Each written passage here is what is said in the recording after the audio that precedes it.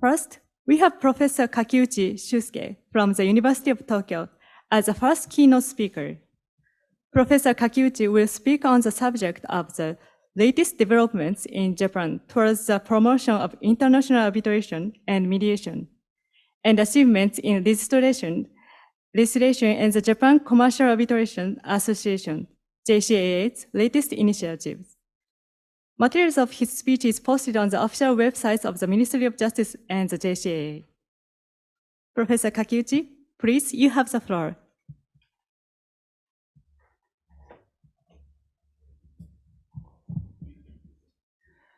Good morning, ladies and gentlemen. I feel very honored and pleased to be speaking before you today. I am professor at the University of Tokyo and research and teach the law of civil procedure and alternative dispute resolution, including arbitration.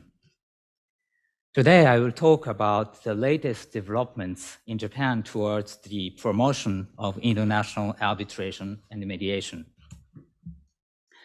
To understand these recent developments, it is probably helpful to start by giving some background information on the overall situation with regard to dispute resolution in Japan. In Japan, as in other countries, disputes may arise in connection with business transactions and various economic activities. If it is so, how have such disputes have been resolved?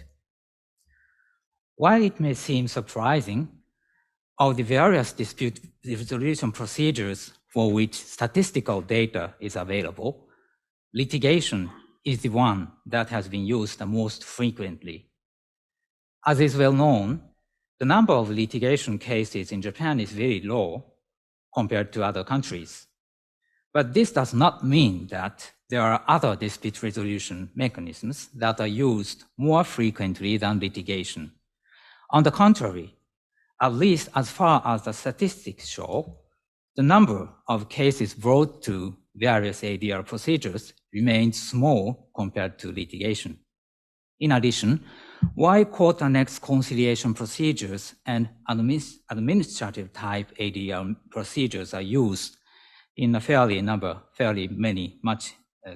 many cases, private ADR services are used only in a very small number of cases. It should also be noted that ADR is mostly used in C2C or B2C disputes, such as family and consumer disputes, but not often in B2B disputes. Further, the vast majority of these ADR have been mediation-type procedures, and arbitration has been used only marginally for many years. Where then have business disputes that do not escalate to litigation been resolved? Although we don't have enough empirical data, it is likely that many disputes have been resolved through negotiations between the parties, while others may have been left unresolved. As regards legislation, the recent amendments are most significant reforms since the so-called justice system reform that took place over several years from 2001. These latest amendments can be regarded as going one step further from what has been achieved by the previous justice reforms. Concerning arbitration, Japan's first modern arbitration law was enacted in 1890 following the German law of the time and was not amended for more than 100 years. The recommendations of the Justice System Reform Council, published in 2001, recommended that as the globalization of economic activities and the rapid spread of cross-border electronic commerce have made it extremely important to resolve international private commercial disputes in a timely manner, an appropriate legal scheme for international commercial disputes, as well as arbitration in general, should be established, while watching international movements such as the ancestral model law. And following this recommendation, the current Arbitration Act was enacted on the basis of the Ancillary Model Law of 1985. As regards mediation, court-annexed conciliation procedures have a long history since the 1920s, and after the Second World War, various administrative ADRs have been developed to deal with various social problems such as labor, consumer, or pollution issues. However, with a few exceptions, private ADR services have developed only since the 1990s. Against this background, the 2001 recommendations of the Justice System Reform Council recommended that efforts to reinforce and vitalize ADR scheme should be made so that it will become an equally attractive option to adjudication for the people. The so-called ADR Act was enacted in 2004 on the basis of this proposal. This act declares some basic principles regarding ADR in general and introduced a certification system for private mediation services. This certification system doesn't intend to prohibit the activities of non-certified mediation organizations, but aims to facilitate the choice by users by certifying institutions that meet certain conditions, and to provide some special legal effects for the procedures of certified institutions. However, even with these legislations, not all the necessary reforms were completed. This is because, firstly, neither with regard to arbitration nor to private mediation, the use remained not as active as had been expected. Second, with regard to arbitration, the model law was amended in 2006 after the enactment of the current Arbitration Act, and this amendment needed to be reflected. Thirdly, with regard to private mediation, there has been controversy over whether to grant enforceability to settlement agreements resulting from mediation, and the decision on this point has been postponed for years. Now, the adoption of the Singapore Convention in 2019 has once again pressed the legislator to resolve this issue. The latest legislative developments were initiated against this background. A subcommittee of the Legislative Council was set up in September 2020 to study possible legislation, of which I myself was a member. Based on its proposals, 3 bills were drafted and passed into law in April this year. And 2 of these laws concern international arbitration and mediation. As regards arbitration, the Arbitration Act has been amended. Its main focus is to respond to the 2006 amendments to the Ancillary Model Law. Firstly, a new regime has been established to allow enforcement based on an interim measure issued by the arbitral tribunal. A party who has obtained an interim measure can, by obtaining a court's decision, execution order, use the national court procedure for compulsory execution. Second, the in-writing requirement has been relaxed with regard to the form of the arbitration agreement.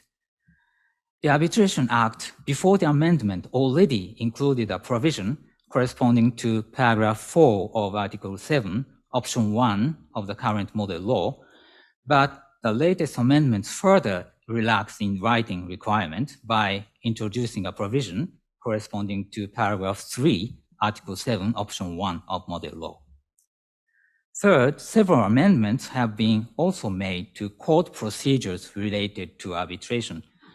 With regard to jurisdiction, if, for example, compulsory execution is to be carried out based on an arbitral award against the respondent's property in Japan, a petition for an execution order may now be filed with the Tokyo District Court or the Osaka District Court, which are the 2 representative major courts in Japan. This will allow for proper and speedy processing in courts that have accumulated more knowledge and experience in arbitration-related cases. In addition, it will now be possible, with the court's permission, to omit the submission of a Japanese translation of the arbitral award when, for example, filing a petition for an execution order. As regards international mediation, the Act for the implementation of the Singapore Convention on Mediation has been enacted. Under this Act, settlement agreements resulting from mediation, which are of an international nature, can be enforced by obtaining an execution order from the court if the parties have agreed that they are enforceable. As in the case of arbitration, the jurisdiction of the Tokyo and Osaka district courts has been expanded with regard to those cases, and the submission of Japanese translations may be omitted in the similar way as arbitration. With these amendments, Japanese law on international arbitration and mediation is now fully up to date and in line with the newest international standards. However, although these amendments are aimed at stimulating the use of private mediation and arbitration, it does not necessarily follow that they alone will automatically lead to an increase in the use of arbitration or mediation. In order to their use to actually increase, it is necessary for potential users, parties to disputes, to be aware of the existence of such options and to choose to use them because of their attractiveness in comparison with other options, including litigation. In particular, if, as mentioned at the beginning, parties to business disputes in Japan have had limited experience of arbitration and private mediation, efforts to increase awareness of such possibilities and to make them understand their advantages will be necessary. I would like to mention the efforts of the Japan Commercial Arbitration Association, JCAA, as part of such efforts. JCAA, established in 1950, is Japan's leading commercial arbitration and mediation institution and has been actively engaging in efforts to promote arbitration and mediation. Such efforts can be grouped into two approaches. One is to provide procedures that are more attractive to users. This includes efforts to revise its arbitration rules and to enrich its list of arbitrators. I myself have been involved in the revision of the JCAA's arbitration rules, which aims to provide high-quality proceedings in line with international standards, and by preparing 3 sets of arbitration rules, also offer proceedings unique to the JCAA, such as so-called interactive arbitration, in order to meet the diverse needs of users. The second approach is enhanced public relations targeting both domestic and international users. In addition to information on their website and YouTube, they are also promoting the benefits of commercial arbitration or mediation to a wider audience by holding numerous seminars for companies and legal practitioners in Japan and abroad, as well as publicizing the benefits of commercial arbitration or mediation to the future generation, such as university students. Although it will take a certain amount of time for these activities to have a noticeable effect, we hope that they will lead to the revitalization of the use of international commercial arbitration and mediation in the future. I would like to conclude this speech with a few words on the future of international arbitration and mediation. The latest reform is expected to offer more effective options for the resolution of international business disputes and to promote their use. Since the reform essentially concerns Japanese domestic law, the primary focus may be Japanese users, but that is not all. International arbitration and mediation constitute an essential infrastructure for global economic activity across borders. Its role as a foundation for overcoming conflicts among nations is becoming more important than ever in today's increasingly divided world.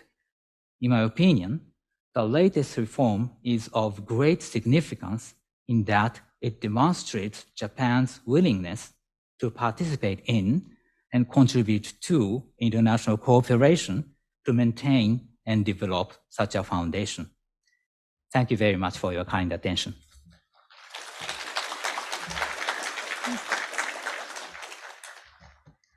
I thank Professor Kakiuchi for the speech. We are delighted to have you.